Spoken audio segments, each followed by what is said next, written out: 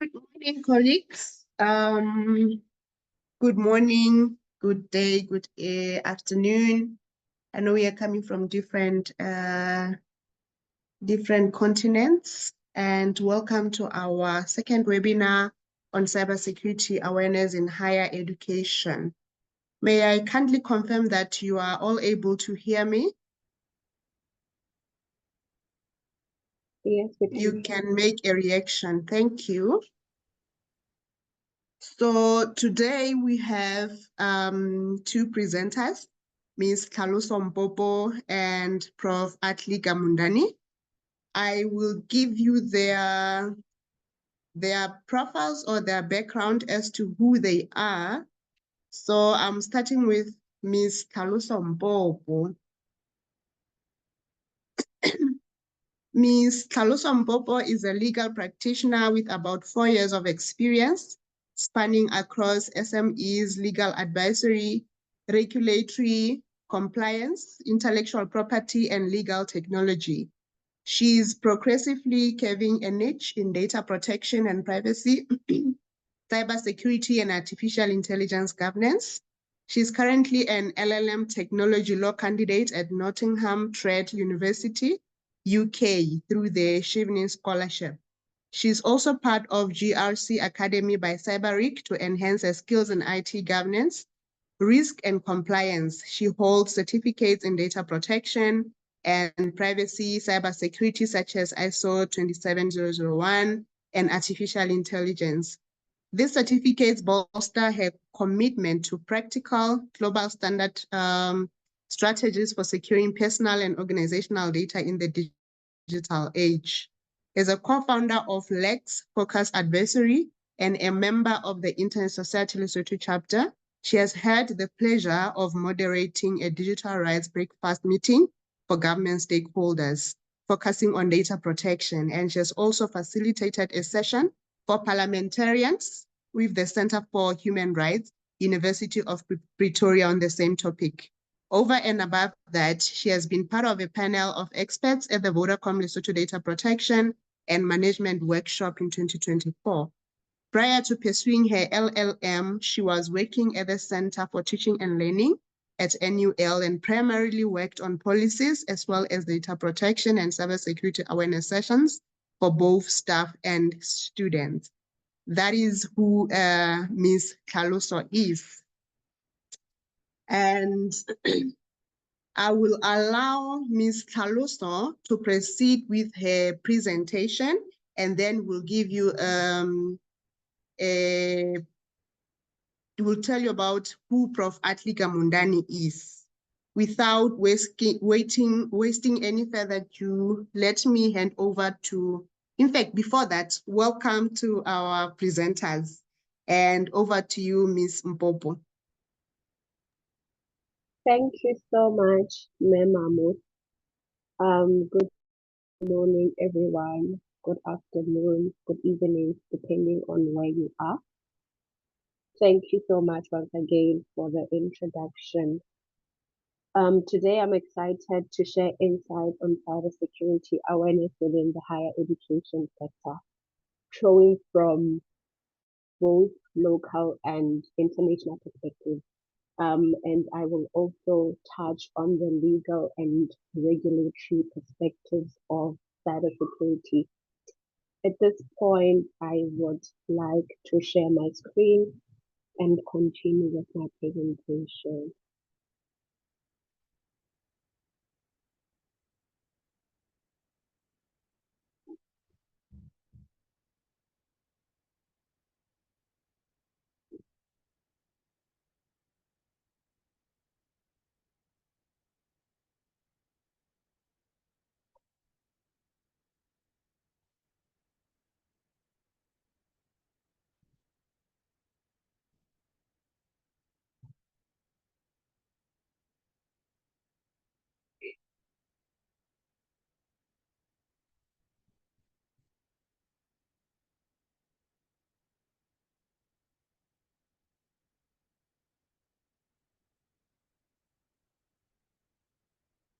Can you please confirm that you can see my screen? Yes, Nempopo, we are seeing your screen. Okay, thank you. Um,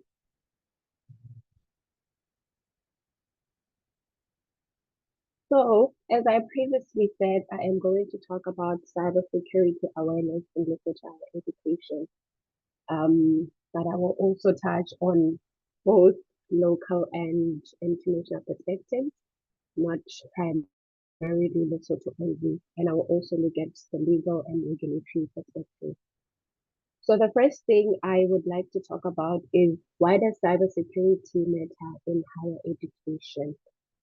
First of all, higher education institutions handle a lot of data which is sensitive, which includes student and staff personal data, confidential research data, and critical financial records. And protecting this data is very important to maintain privacy and to maintain institutional integrity. Secondly, there is a growing cyber threat. We see a lot of cyber threats of late, and the higher education sector is increasingly targeted by sophisticated cyber threats such as phishing attacks, ransomware, and data breaches. And it is important to note that these attacks can compromise sensitive information and even disrupt vital academic operations in different academic institutions. The third one is that the consequences of a cyber attack are very severe, and they can range from legal penalties and significant financial losses to reputational damage and the disruption of academic activities, as previously mentioned. Therefore, proactive cybersecurity measures are quite essential in order to mitigate this risk. Um, Another thing that I would like us to note is that cybersecurity in higher education is really not an IT concern. It is a critical institutional imperative. And how the modern academic environments are means that a single vulnerability can have far-reaching impacts across the entire institution. And investing in robust cybersecurity is an investment in the future and the reputation of each institution. At this juncture, I would like to talk about the legal and regulatory landscape. First of all, I would like to look at the Lesotho's Data Protection Act 2011. Lesotho has established foundational legal principles for data protection through the Data Protection Act 2011.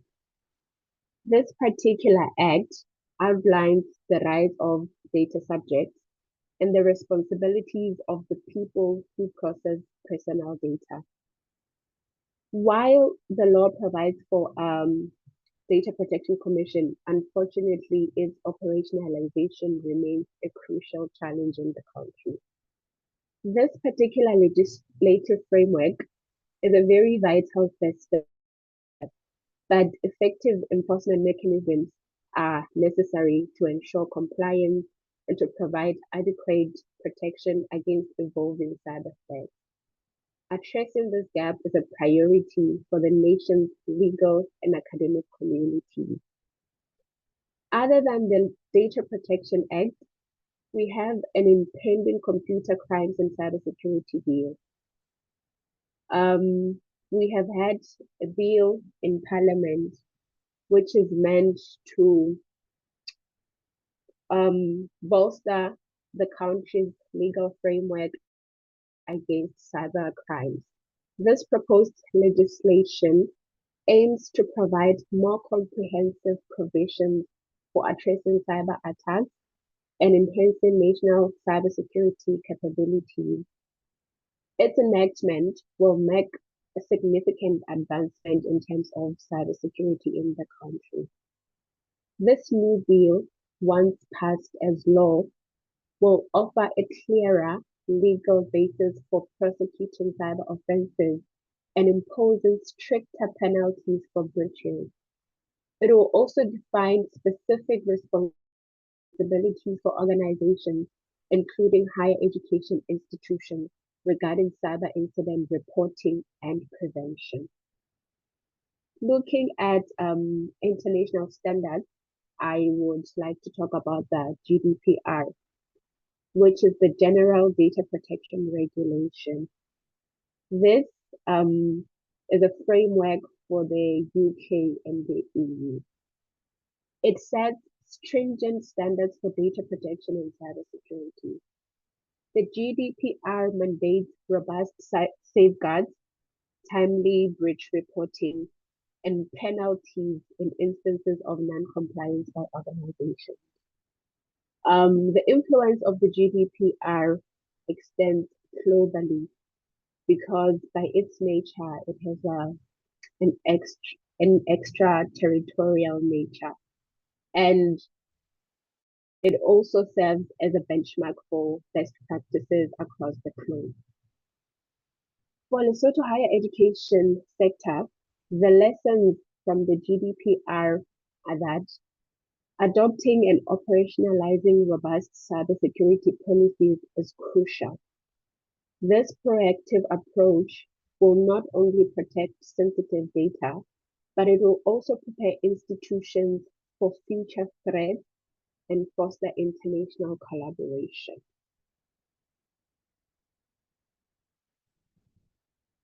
Now, at this juncture, I would like to talk about the challenges in Lesotho's higher education sector when it comes to issues of cybersecurity. The first one is limited resources. A lot of higher education institutions in the country face significant constraints in terms of financial and human resources dedicated to cybersecurity. This often leads to understaffed IT departments. And it means that there is no investment in essential security technologies and even infrastructure in different higher education institutions. The second one is the lack of dedicated personnel. The absence of dedicated cybersecurity personnel is also one critical challenge in Lesotho's higher education sector. Without people who are primarily focusing on threat intelligence, incident response, and even security policy enforcement, a lot of institutions struggle to keep pace with the rapidly evolving threat landscape. The third challenge is low awareness. There is lack of awareness amongst both staff and students in Lesotho's higher education institutions. And this can result in vulnerabilities such as people falling for phishing scams, poor password hygiene, and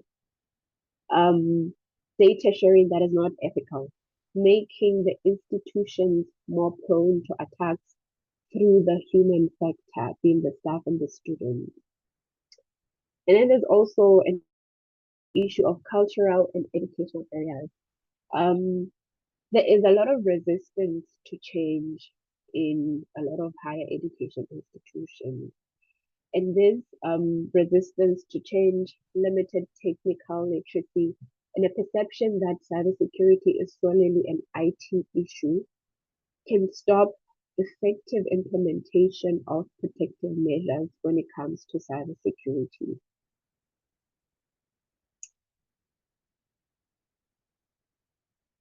Now I would like to move on to talk about practical steps for enhancing cybersecurity. The first one is regular training. Different institutions must implement continuous cybersecurity and data protection awareness programs for all staff and students. These programs should cover common threats, best practices for data handling, and reporting suspicious activities.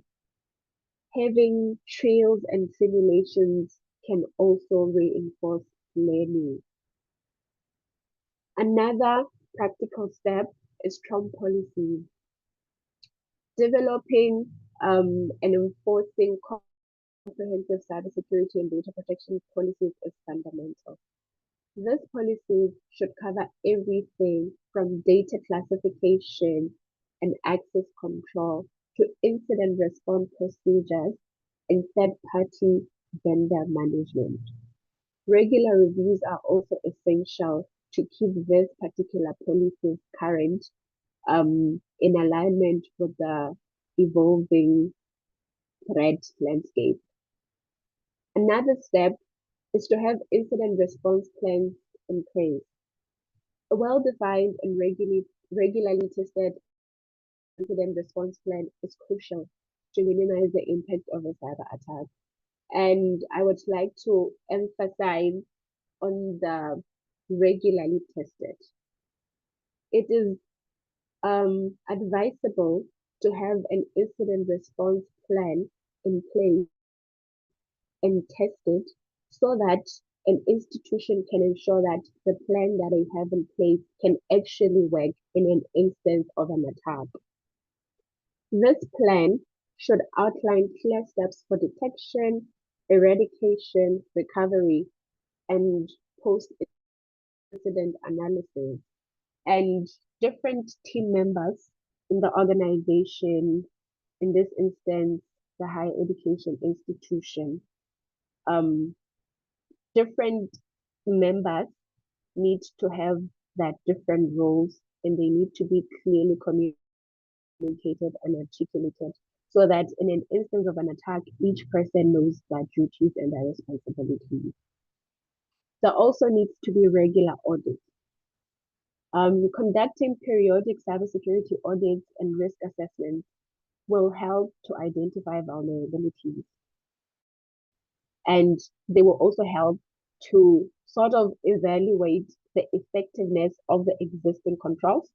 And in an instance where the controls that are in place are not as effective or are not effective anymore if they were effective previously, they can be changed in order to protect the organization.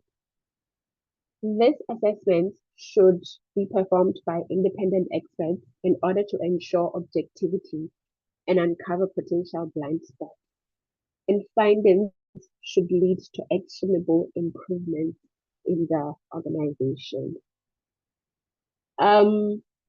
Legal professionals play a very important role in this process by advising on compliance with national and even international laws. They also assist in development and enforcement of cybersecurity policy and educating the community, in this instance, the higher education institution community, on the legal obligations and the risks attached. The expertise ensures that all cybersecurity initiatives are legally sound and effective.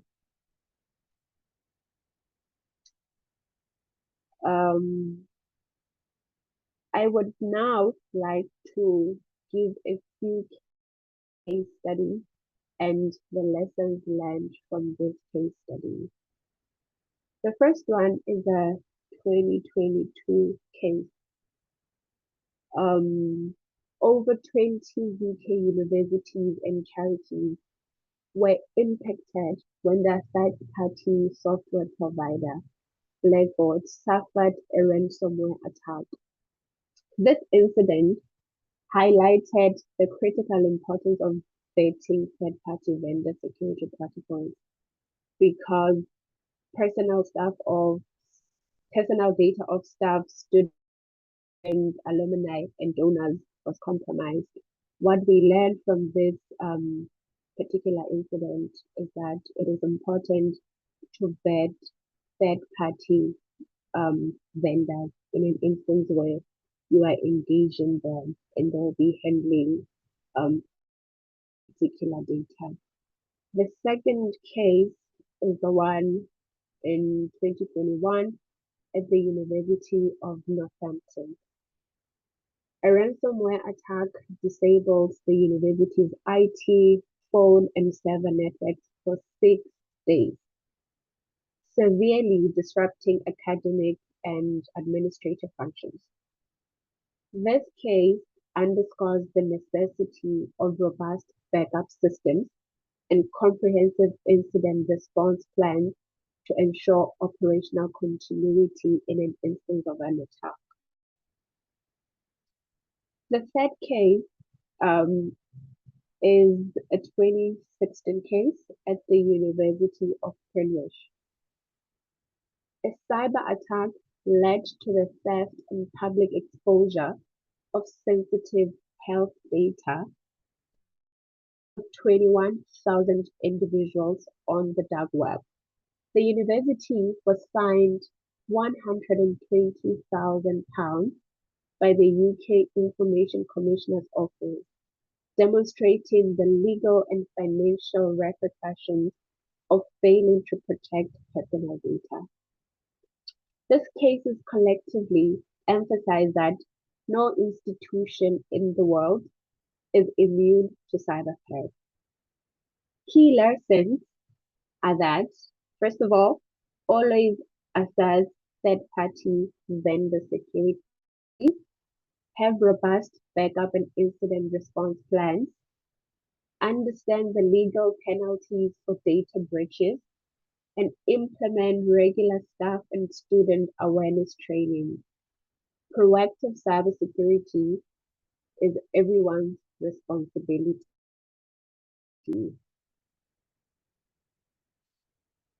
At this point, I would like to talk about key takeaways for a secure digital environment.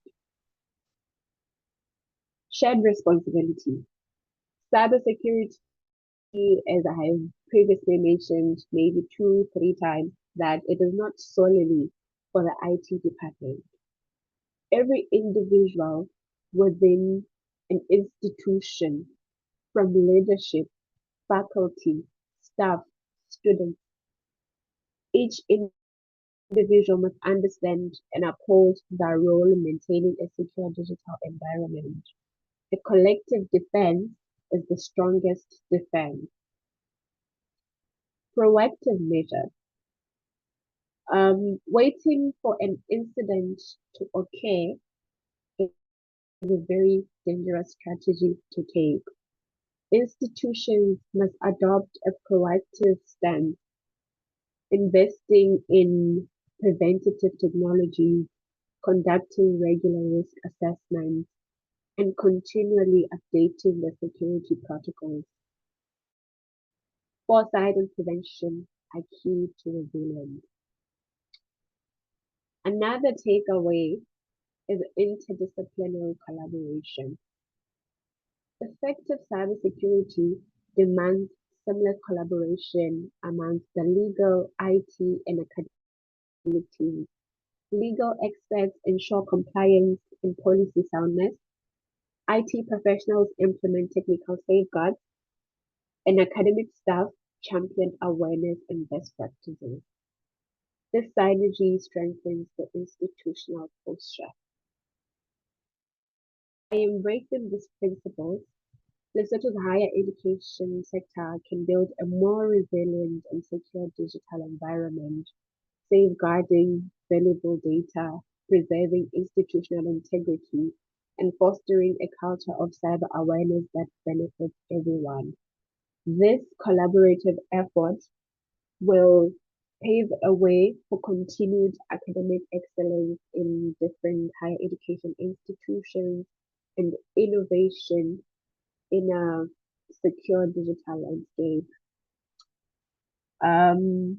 As I'm about to end my presentation, I urge all higher education professionals that are joining us today, legal experts that are here as well, to actively engage in strengthening our cybersecurity posture. This is an ongoing commitment that requires continuous learning adaptation, and collaboration. Let us all work together to implement robust policies, foster a culture of awareness, and build resilient systems that protect our valuable data and ensure continuity of academic operations. Your active participation is crucial in shaping a secure digital future for Lesotho's higher education sector.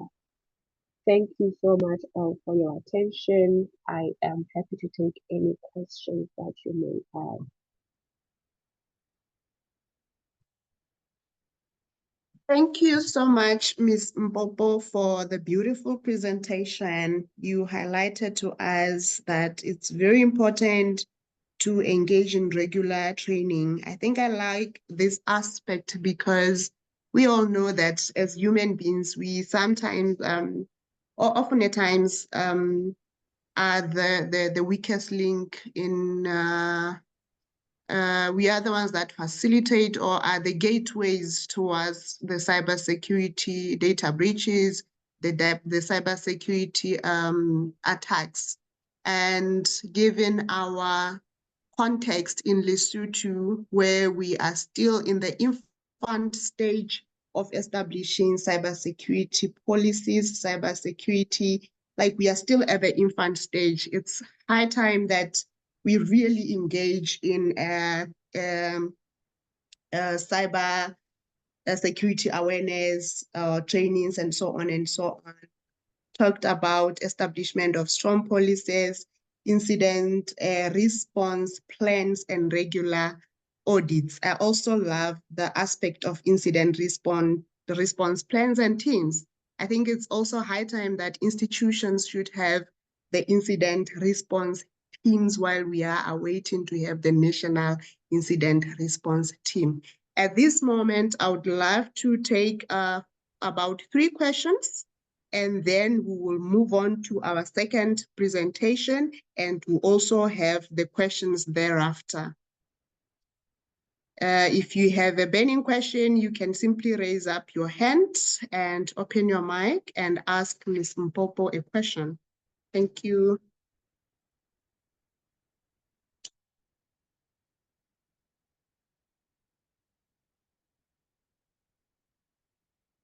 While I'm waiting to see Ms. Mpopo's hands, she mentioned collaboration. It's really very important that we understand that cybersecurity is not one man's mission. It's not ICT's job alone. Everybody has to be engaged from all the levels in the academic institutions. Everyone should have a responsibility to ensuring that we are all secure. I think that's one point that I picked from Ms. Mpopo's presentation. Do we have any question?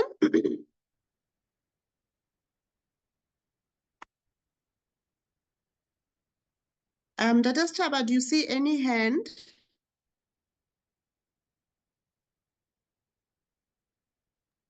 I currently do not see any hand, Mayor. Okay, so in that case, let me move on to sharing Prof. Atli Gamundani's profile. Who is Prof? So Prof. Atli Gamundani, Prof. Atli Munyaradzi Gamundani is a distinguished scholar and technologist renowned for his expertise in artificial intelligence, Internet of Things, and cybersecurity. He currently serves as an associate professor of cybersecurity and spearheads the pioneering artificial intelligence of things, AIoT, and ICT for development research cluster. His illustrious career includes a significant tenure as an ICT for Development Fellow at the United Nations University Institute in Macau. During this period, his research focused primarily on AI governance and ethics, particularly in the health and education sectors, contributing vital insights into the global discourse on AI.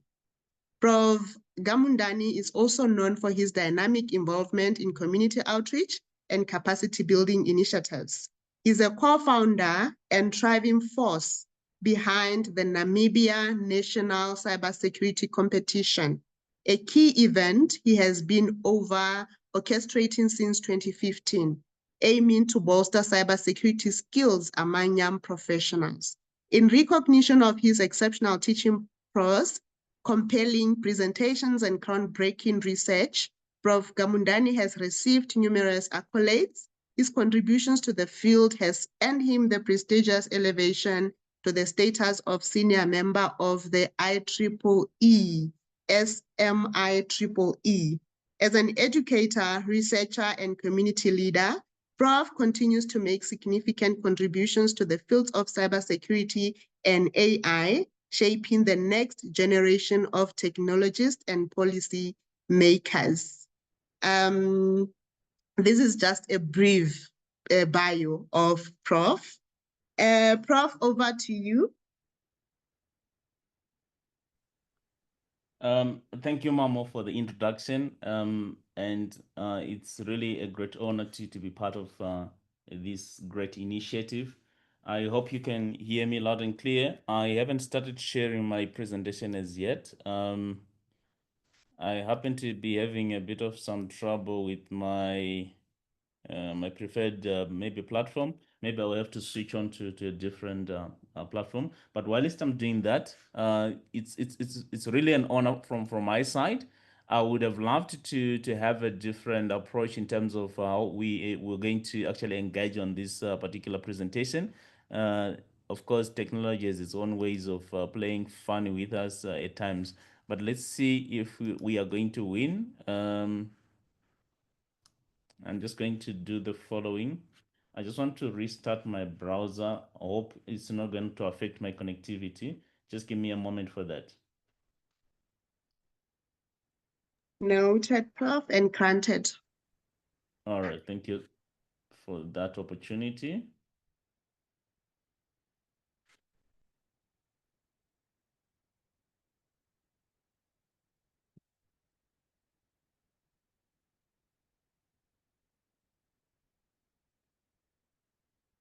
Right. Just a feel of how is the weather that side in the Kingdom Mountain? Okay, Prof, we are super freezing here. I can imagine the last test I had of your weather was not really friendly. But I hope you are keeping warm and you are also keeping safe. Right. Yes, It Prof, seems definitely. this is gonna take us a bit of some time, but let me do the following. I'll go on the abridged version part of it, but I would have loved an interactive session mostly. This is how I normally go with my presentations. But all the same, we work with what's available. Let me share my screen now and work with what's working. Otherwise, we'll try this for the other next time around. Okay, there we are. Then I have to share.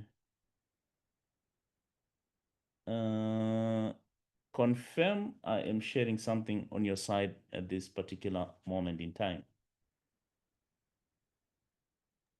Yes, Prof. All right, perfect. It's a great honor indeed from my side, and I would want to thank the National University of Lesotho and the Center for Teaching and Learning for organizing this incredibly important cybersecurity awareness in higher education webinar series, and in particular for inviting me to be part of it today. It's a privilege to address such a distinguished audience that I'm actually seeing online at this particular moment, especially focusing on safeguarding our academic future. And from the title that I've decided to go with, Forging a Resilient Digital Future, Strategic Cybersecurity Imperatives for the African Higher Education, I'm particularly drawn to the interest of really trying to see what are we able to get. And I'm very happy that I had a powerful presenter before me. Therefore, I'll just make reference to some of the key pointers that she already highlighted and not repeat some of the aspects since she has actually touched on the key aspects. So if you find me maybe a sound of me clicking, I'm just trying to see if I'll be able to find my way to the page that has failed really to open for me. Hoping I will be luck in between, but if it happens not to be the case, I will still proceed as such. So pretty much on my agenda, I only have 5 key items: the digital transformation, understanding the evolving cyber threat, strategic pillars of cybersecurity in a higher education. I think that's going to be more central to my talk, and building resilience, a Pan-African perspective. I will just maybe give an overview around that. Then, of course, finish off with some key takeaways and a call to action. And this will be the 5 key items that I would say on my agenda for this session. Allow me, of which at this particular moment I would have loved to do a very quick kind of a poll of some sort, where I would take a bit of some pause in terms of what exactly, if let's say you're given that challenge to really give a scale of 1 to 5, where do you find yourself, maybe as an institution? Do you consider yourself to be a 1, not prepared, or maybe a 5, which is highly prepared? Maybe by way of just opening up the audience and just checking if there is some life at the end of the tunnel. Can I just have maybe 3 people just responding to this question of mine? Where do you find yourself, maybe as an institution, in terms of cybersecurity preparedness, or just being aware of the cyber threats around you, on a scale of 1 to 5? 1 being not prepared and 5 being highly prepared. Can I just have any even random responses on that particular question of mine before I proceed?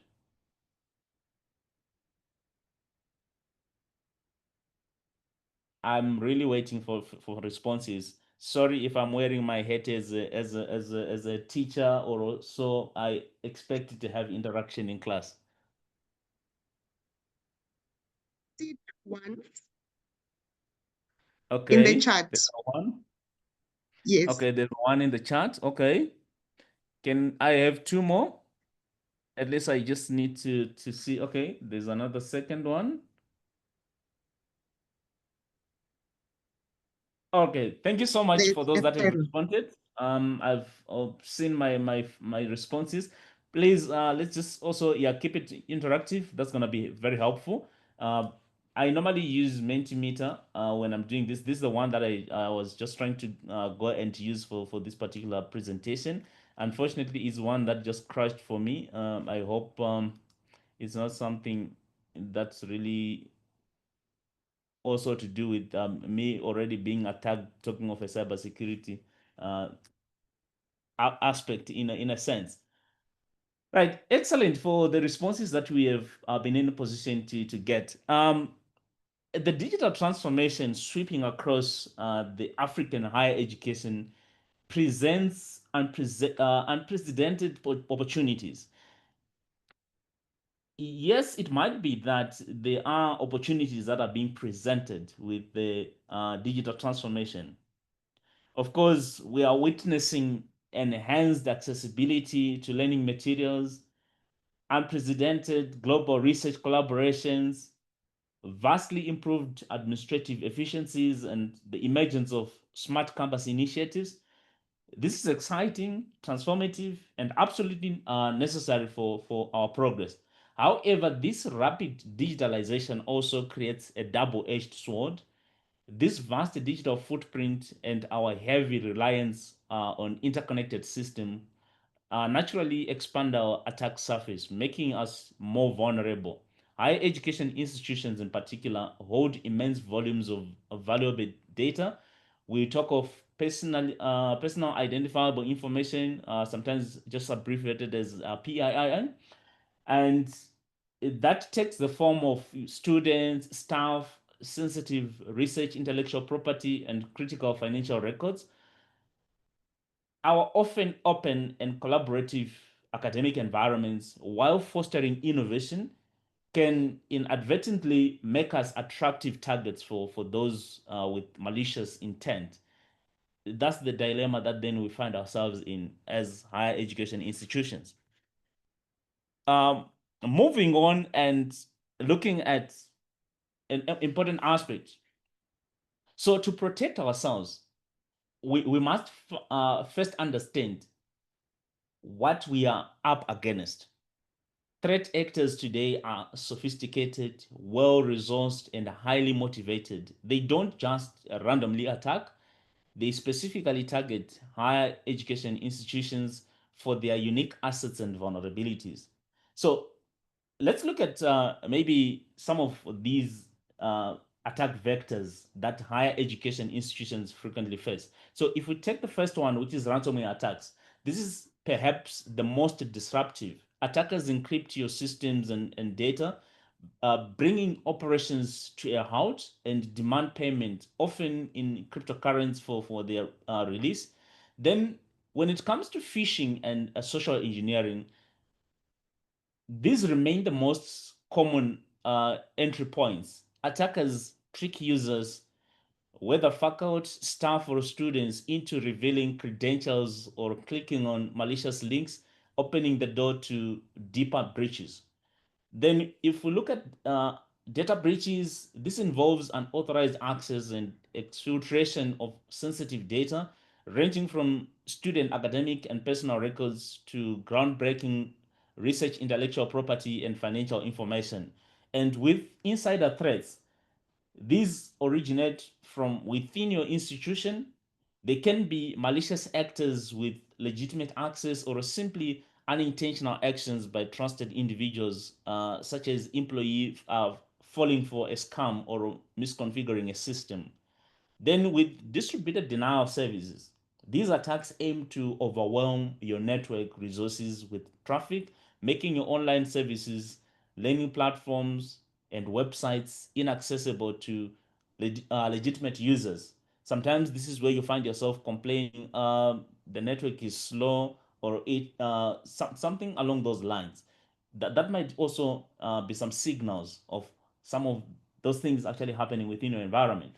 Then, with advanced persistent threats, these are covert, long term, and highly targeted attacks, often carried out by state sponsored groups or sophisticated organizations, primarily for espionage or stealing high value intellectual property from research institutions.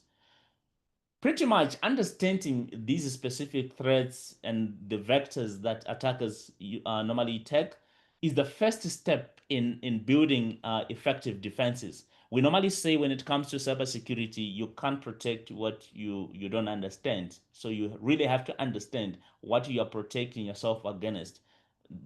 Only then and only then can you actually have a well planned and a plan to execute and protect your resources, your assets from these lacking vulnerabilities. Then the most central part of what I'm maybe going to be focusing on in my presentation, which is like almost the peak of what I'm actually sharing here. Now that we have outlined the primary threats, I would I would have loved at this particular moment if I was using my Mentimeter to just check a bit of some quick ranking. So this is where I take you back to class, hoping you have been paying attention. So on the previous slide, we were talking of some threats. I just want to see some responses in the chat just quickly. Maybe just give your top threat that you believe pose the greatest risk to your institution today from the list that I just shared in the previous slide. Sorry, I'm wearing a teacher hat. I'm always seeing class every time I'm given a mic. So you actually have to forgive the teacher in me. At least I just want to see some interaction. So from the previous threats that we've just discussed, what is your top cybersecurity threat that you believe pose the greatest risk to your institution today? Okay, I'm seeing some responses: phishing attacks, phishing and social engineering, All right. I would want to also concur with the responses that I'm actually also getting and receiving from the responses I'm seeing on the chat here, which is very important. And thank you for your inputs. It's interesting to see also some of the maybe the kind of interest or same inclination in terms of maybe fishing being one of the most prominent one, because one, it's very much leveraging on the human element. Now that at least we have maybe looked at these threats, and also maybe this short quick exercise of just trying to pick one maybe threat for a vector, for example. So addressing these complex threats requires a holistic, multifaceted approach. Cybersecurity is not a single tool or the sole responsibility of the IT department. I still recall the first presenter actually touched on that important aspect. It's a strategic imperative built on four interconnected pillars that must work in harmony. So we have governance and policy. This is the what and the why. Setting the rules, responsibilities, and oversight. Then, number two, we have technology and infrastructure. This is the how, the tools, systems, and defenses we deploy. Then, number three, we do have the human element. This is the who, the people who can be either the weakest link or our strongest defense. I don't want just to look at from one side, but we can actually have an aware user is actually a stronger defense when it comes to cybersecurity. Then number four, collaboration and information sharing. This is the together, recognizing that we are stronger when we work collectively. And in the African idioms, Ubuntu, Ushahidi, and the extensions thereof, uh, we have that power in actually working together. Now let's delve in each of these pillars. So we start off with the first one, which is the governance and policy, which is the foundation of resilience, if I would want to put it across that way. So effective cybersecurity begins with strong leadership and a clear framework. This is the governance and the policy pillar. It's about establishing robust cyber governance frameworks that clearly define roles, responsibilities, and accountability, from the university council right down to operational staff. Who owns the risk? Who is responsible for compliance? Some of those questions are really very critical to actually pose when you're looking at the cybersecurity governance frameworks. So you really have to ask, who owns the risk and who is responsible for compliance? You don't want to leave that open. You actually have to answer those questions. Secondly, we need comprehensive cybersecurity policies. These are not just IT rules. They cover everything from data protection, acceptable use of resources, incident response procedures, vendor management for third-party systems, and even bring your own device policies. And crucially, compliance and regulatory adherence cannot be overlooked. African institutions operate within national data protection laws, such as POPIA in South Africa, and must also be mindful of international standards like GDPR, especially when collaborating globally or hosting international students. So I, at this particular juncture, I will just refer you to the first presenter as presentation. She touched very well on these aspects. Finally, risk management strategies are essential. This means continuously identifying, assessing, and mitigating cyber risks rather than just reacting after an incident. Let's move on and look at pillar number two, which is technology infrastructure, which are the enabling tools. Once the strategic direction is set, we turn to the technological tools and infrastructure that enable our defenses.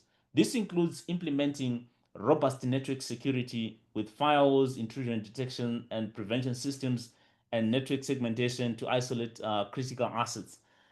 Then we also have endpoint detection and response and antivirus solutions, which are vital for protecting individual devices, which are often the first point of entry for attackers. Then, with strong identity and access management, it's a non-negotiable. This means strong passwords and critically multi-factor authentication for all users and systems alongside the principle of least privilege, giving users only the access they absolutely need. And with most organizations these days, if you are in the corporate world, they now talk of the zero trust architecture, where you actually always have to trust and verify. You have to verify first before you can trust any entity that's accessing your resources. Then we have data encryption, which is fundamental for protecting sensitive information, whether it's stored on servers or transmitted across networks. And often overlooked but crucial is regular software updates and patch management. Many attacks exploit some of the known vulnerabilities that could have been fixed or by simply applying updates. Finally, as more higher education institutions adopt cloud services, secure cloud configurations are paramount, ensuring security is built in, not bolted on afterward. So security should not be an afterthought, and it actually has to be part and parcel of the process. Then I'm very much particularly going to emphasize on pillar number 3, which is the human element. Our first and strongest line of defense is the human beings. While technology and policy are foundational, the human element is arguably the most critical pillar. We often hear the phrase the weakest link, but I prefer to say we must empower our users to be our strongest defense. This requires mandatory and ongoing awareness training for everyone, faculty, staff, and students, among some of the university community users. This includes realistic phishing simulations, education on strong password hygiene, safe browse habits, and how to recognize social engineering tactics. Then training needs to be robust. So IT staff require in-depth technical training. Researchers handling sensitive data need specific protocols, and even administrators need to understand secure data handling practices.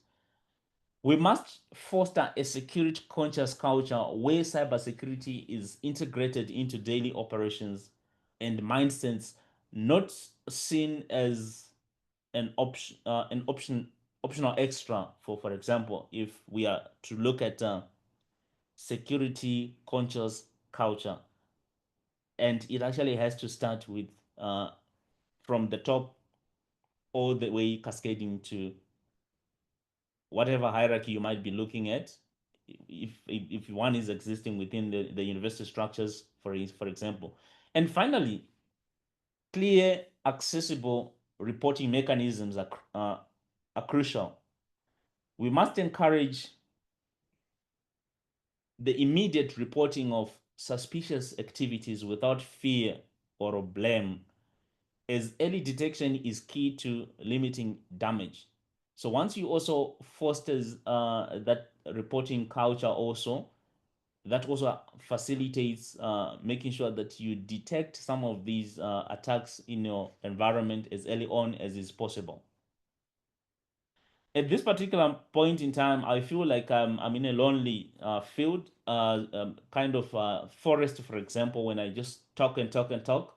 This is where sometimes I want to get a bit of some interaction from the audience. Now that we have at least reviewed these 3 pillars,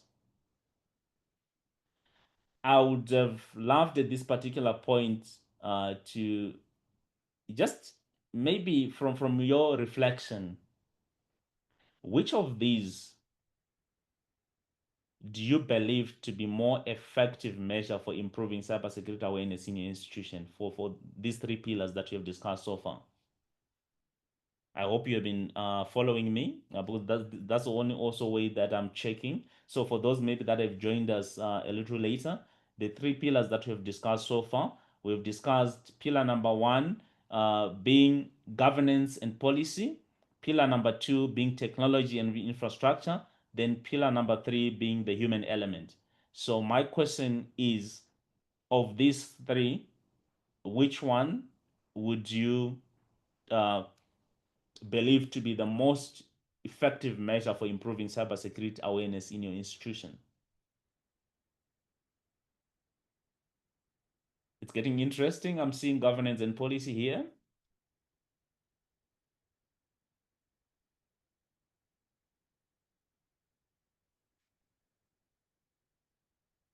Human element. If anyone is actually free to open up their mic and just explain why they've chosen what they've chosen, for example, so that at least I can just also hear another voice on the other end. Anyone who is free to open up their mic and just give an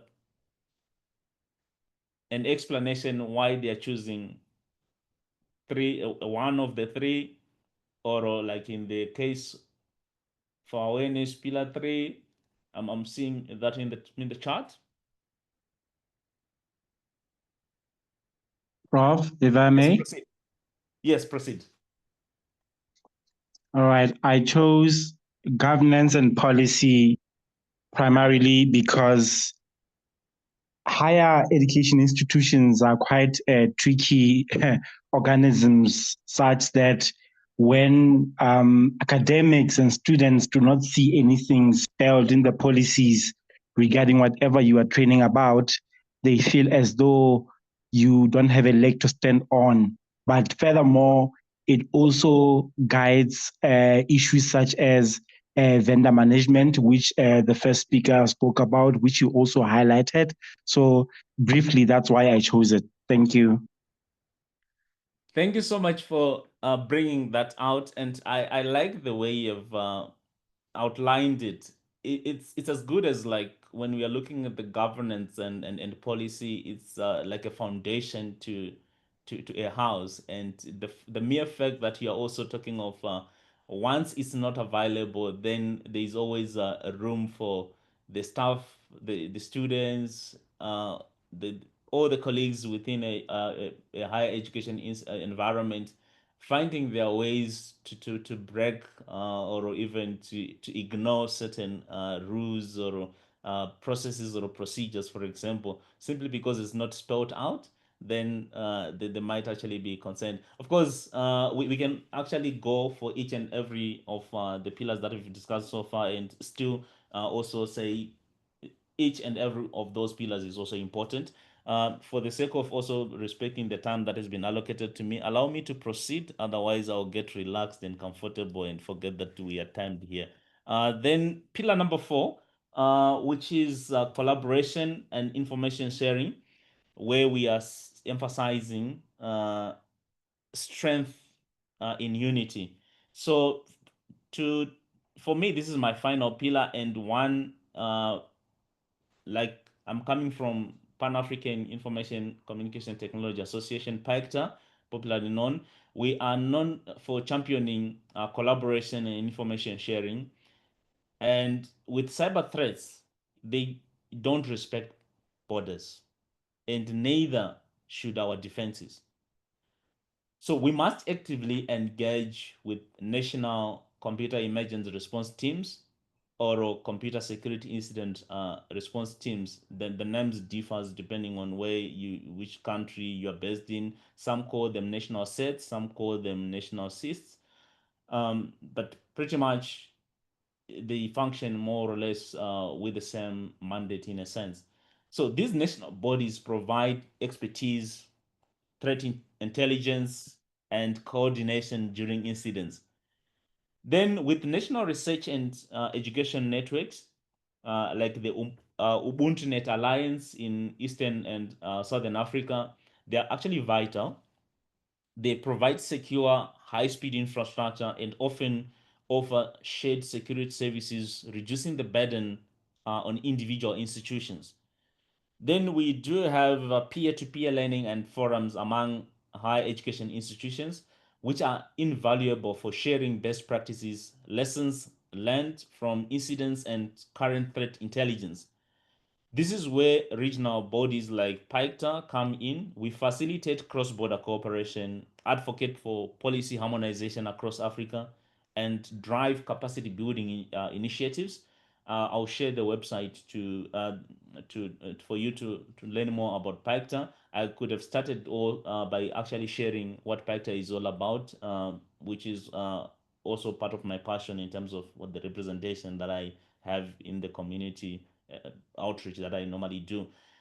Finally, we have public private partnerships with cybersecurity vendors and industry experts. Uh, they bring cutting edge knowledge and solutions into the academic sphere. And it's good that we don't find ourselves fighting these cyber threats in isolation. We do need sometimes uh, the computing power, some refer it as the firepower, whatever resources that we may need, expertise, some of the tools that are normally that work best in such environments, they're actually behind the paywall. So you need some of those commercial tools. Let's say, for example, if you want visibility in an AI-driven approach, like when you are using Darktrace, it does wonders, for example, but it's a commercial tool. So you might then need some private-public partnership in that essence. Then, as I'm inching towards wrapping up my presentation, let's look at the last two items as I had listed out on my item. So we may view cybersecurity through a pan-African lens. We recognize both unique challenges and immense opportunities. So, on the challenges, they include varying resource constraints, diverse levels of technological maturity, a significant shortage of specialized cybersecurity skills, and fragmented regulatory landscapes across different nations. If you still recall my statement where I said cybersecurity and the threats, they do not respect any borders. So we also have to approach it from the same angle as well when it comes to the defenses themselves. However, Africa also possesses incredible strength and opportunities, especially considering a rapidly growing digital penetration, a youthful and increasingly digitally native population, and a strong collective drive for innovation and development.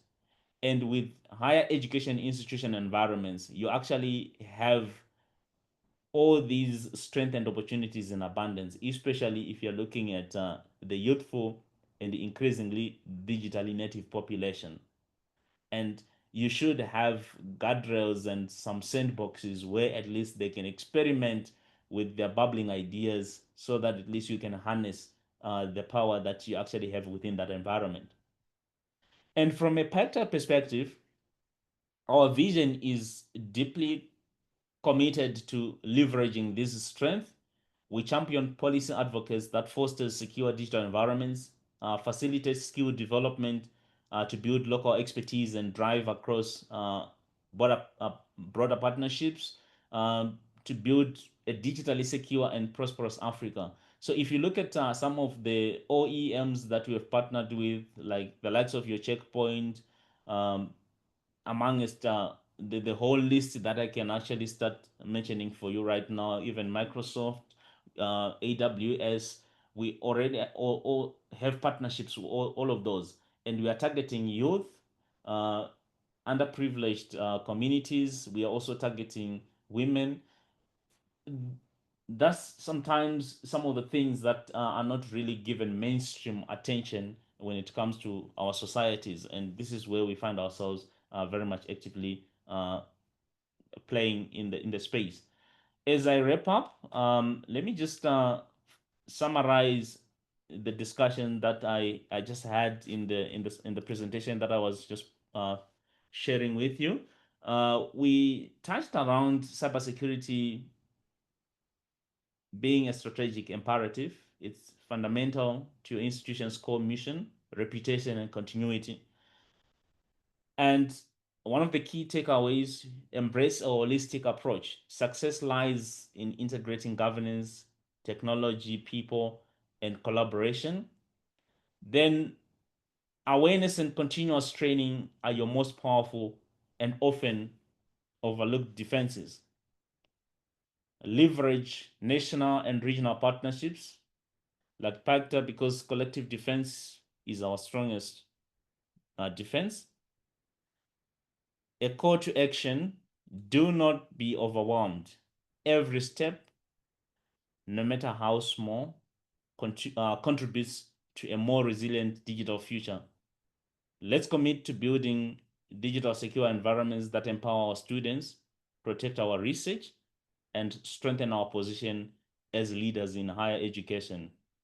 With this, allow me to say a big thanks from Python. Thank you.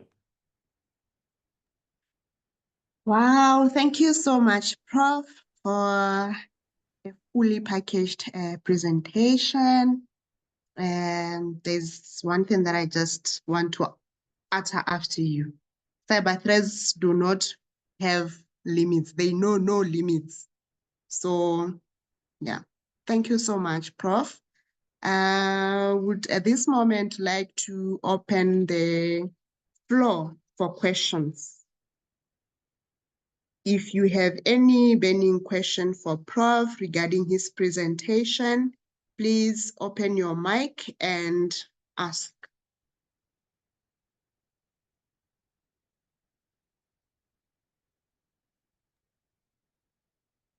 I normally say any question as long as cybersecurity, but don't ask me about the name of your cat. I may not know about that. Okay, Prof, while we are waiting for hands, you talked about early reporting. In a case where a university does not have any policy regarding cybersecurity and does not have any cybersecurity team, either the incident response team, like we are just relying on the IT, how do you, what do you recommend that individual users should do if they suspect there is a sign of an attack or a data breach? Thank you for that question. Of course, I'm assuming the IT that you're saying you're relying on is the IT within your organization. So Yes. if the IT within your organization, I still strongly advocate that you actually approach them, because at the end of the day, they are the ones that have visibility in terms of how your whole network is set up. Remember, with the ripple effect of an attack, once your end device is compromised, let's say your own personal PC within that network, it then propagates to the rest of the network, and the only people that can actually reduce the impact thereof, once you have that suspicion, is the IT department. So your IT department becomes your first port of call in that regard. Thank you for the response, Prof. Colleagues, do we have any question for Prof and for Ms. Mpopo?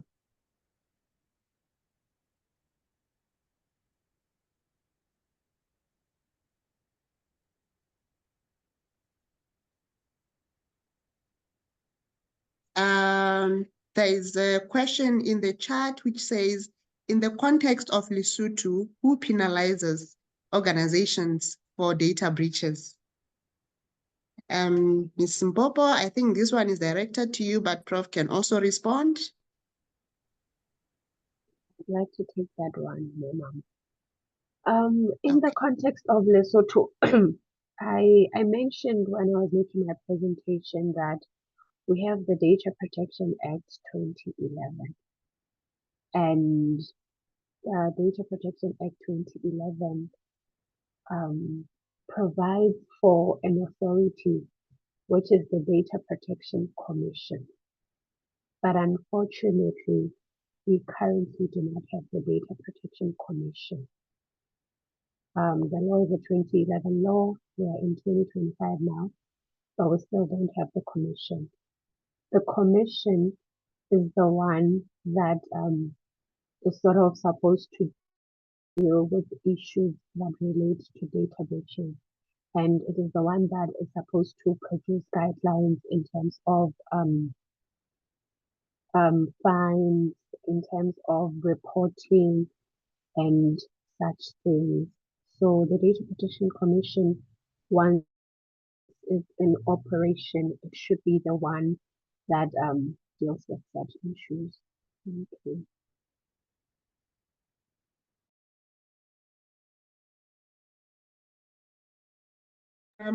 Thank you for your response, Ms. Mbopo. Dade Diaho, I hope you are satisfied with the response.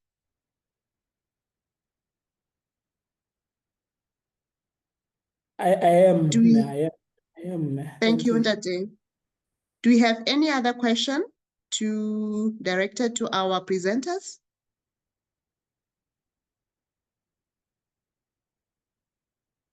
Now, let me ask. We have different representations or the representatives from different higher learning institutions. Have you been made aware of the cybersecurity policy within your organization, if it exists, or even an ICT policy? Have you been made aware of such? We can respond to that in the comment.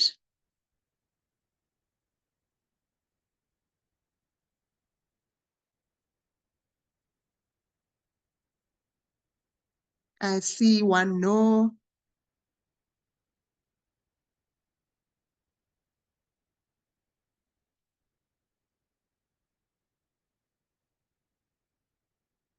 My question is, have you been made aware or have you been provided with the ICT policy in your organization or a cybersecurity policy, if it exists?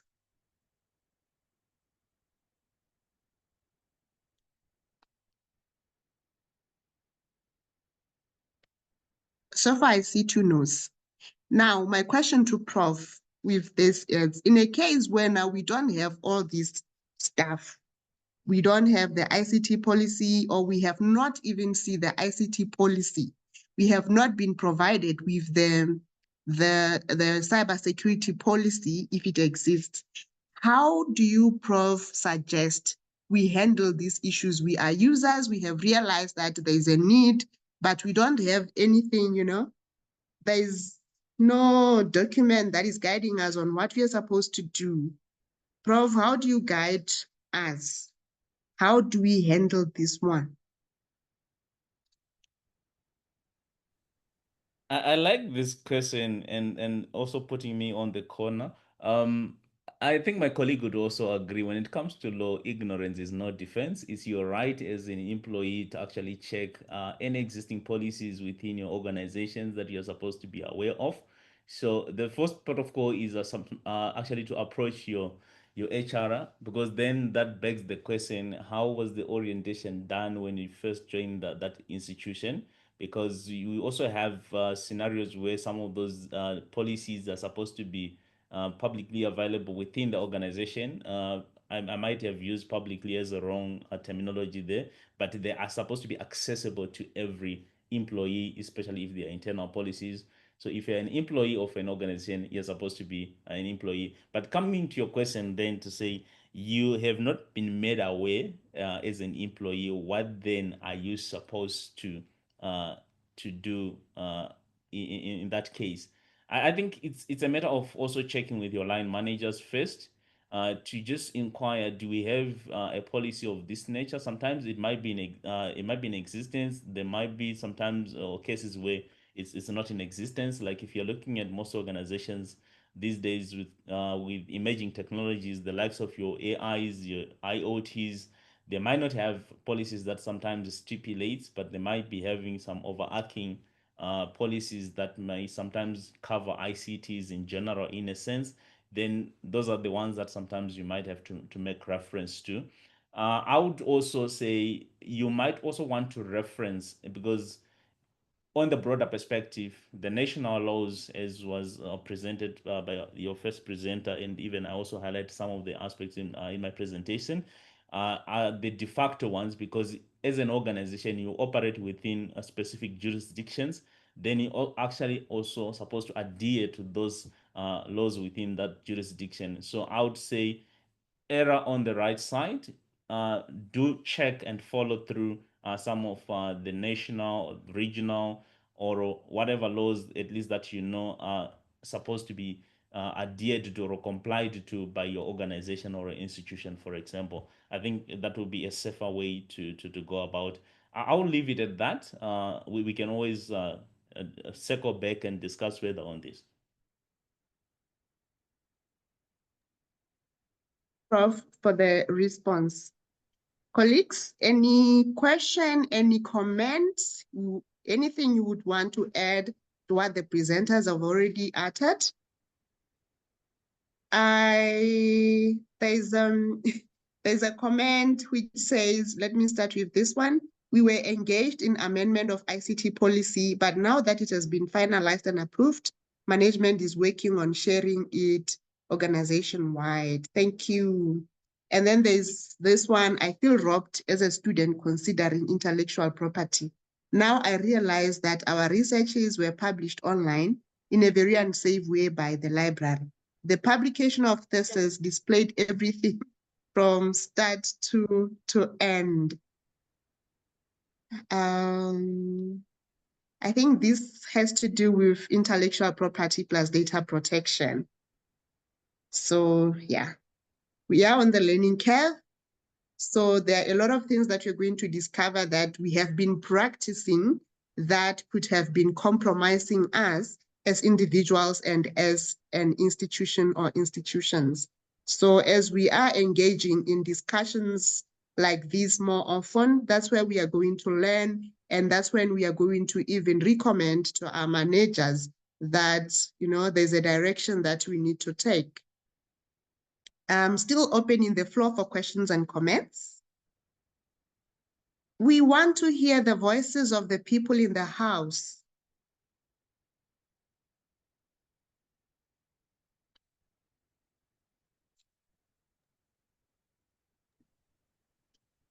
If I may, Ma'am Amo. Yes, please go ahead. Mine is really just a comment to thank the two presenters, Ms. Kalusom Popo and Prof. Atli Gamundani, for the insightful presentations. And just to ask, I think maybe on behalf of other colleagues, as to whether there will be sharing of these presentations. Thank you very much. Thank you, Ndades Chab. Yes, I believe we'll share the presentations after this. Thank you. I see one hand again from Dr. Hoe. Doctor, you have the floor. Good morning, Program Director, and good morning to the different colleagues.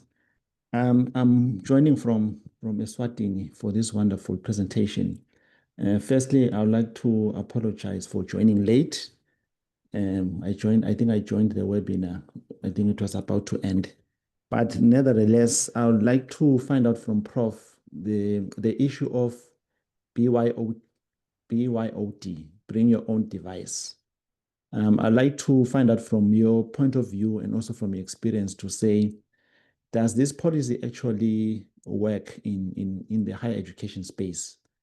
And if it does, what are the challenges that universities face in controlling bring your own device from students? Thank you, Program Director. Thank you for that question, Dr. Prof.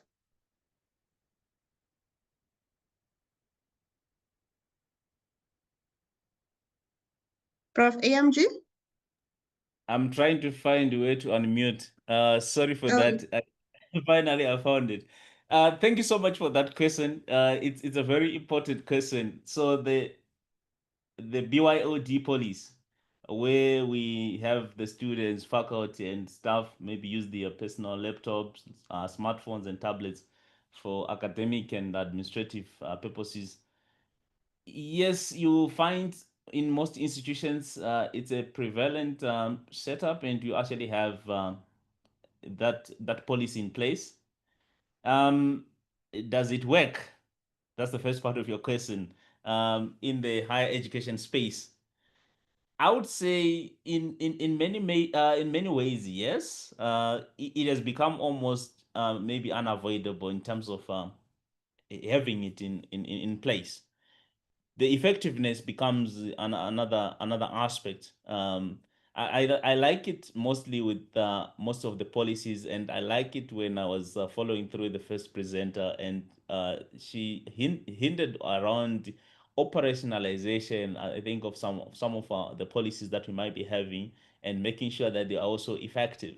And when it comes to the BYOD, it has had a lot of holes poked around it, and because it hinges on a lot of aspects, this is where we have a bit of a dilemma between um, security and privacy, because at the end of the day, yes, you might actually allow a student to come with their mobile device and connect it to the university network, and the extent to which you are able to control that device. Of course, you may actually enforce certain rules on your firewall, for example, to say if this device does not have up-to-date antiviruses, if it's not, it's missing some patches on the software that's running on the particular device, deny access.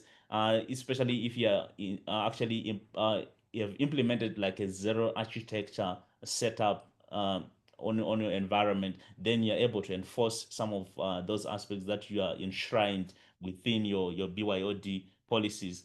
I would say the reason why they would say it works, they look at the cost saving aspect around the capital expenditure for the hardware and all that, in the essence of why it's actually being enacted. Whilst you are looking at the policy in essence, not looking at why the policy has been actually put in place. One of the aspects is the control. Institutions have very limited control over the security posture of personal devices. They might lack up-to-date softwares like I've actually highlighted, and they might also be having some outdated antiviruses, or they might have been jailbroken or rooted in the case of mobile devices. And as a result of that, that lack of control becomes a problem, because the moment I'm outside of your environment, you can't control what I have access to. And sometimes when it comes to espionage in terms of institutional data, it sometimes also is a conduit via those BIOD devices, and there's no way to track it around. Which is why it's very important when you're looking at the network setup within your institutions, to say you have a student network which they connect to, you have a visitor network or a guest network, or you have a staff network. That is very important to actually have such setups.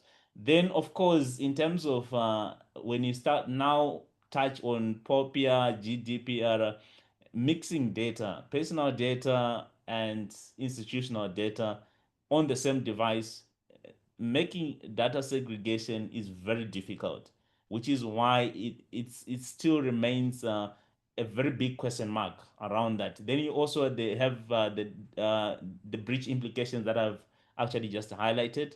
Then when it comes to the technical support burden, I've had discussions with some of the IT departments at certain institutions, and one of their biggest headaches is supporting the vast array of devices, operating systems, the different operating systems. They might actually have support, let's say, for Windows, but then you have someone having an iPhone, someone having a MacBook, someone having different type of operating systems, and they were actually complaining that we are really thinly spread as an IT department, and we cannot find ourselves spreading all the way through. So operationalizing the BYOD, I think that's where the biggest question mark is, if I may put it across, and maybe just stop the whole long discussion around it. So it's a very valid question, and I think if you would want to do a research around it, that would be a very good paper in terms of critiquing the effectiveness of operationalizing BYOD in a high education environment. Thank you for that question. I like the discussion, the question precisely. If you would want to actually collaborate and write around it, please reach out to me. Thanks, Prof. We'll do that. Dr. Emmanuel, and thank you, Prof, for the response. I think the discussions are becoming, more interesting and more interesting, just that now our time is not on our side. So if there's still one or two comments, we can do with the comments.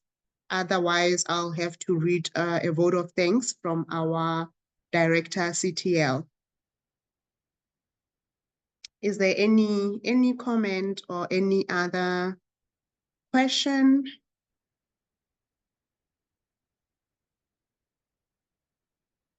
I am not seeing any other hand. Before I go to closing, there are some things that I would love us to go back to our offices with. The first one is that security should not be an afterthought. This means we have to go talk to we have to do a bit of lobbying to our management to start thinking about security within our institutions. And the second one that I think I love most is that the first and strongest defense are the human beings. We are the users. So if we can, in our different institutions, in our different areas, start engaging in a awareness. It can be with someone like, with a face-to-face with someone where you are sharing, guys, let's keep safe, let's do that. That's part of awareness, even though it's in very, very small, but it's high time that we start thinking of ourselves as the first and the strongest defense when it comes to cybersecurity in our different institutions. And with that said, I would love to read the chat. From the chat, I would love to read our message from Director CTL.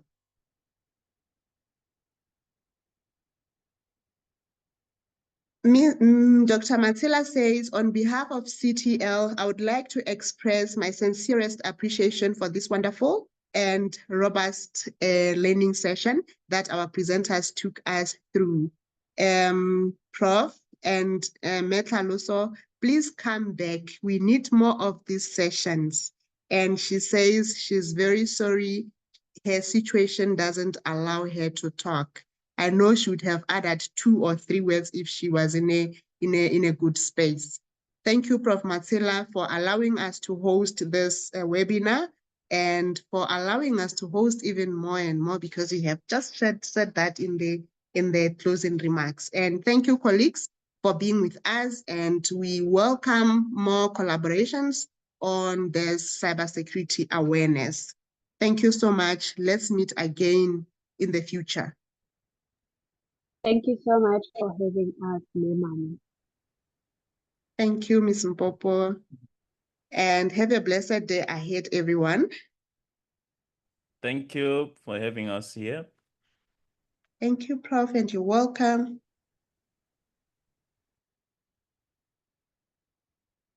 The webinar successfully ended. Thank you for the presentations. Thank you.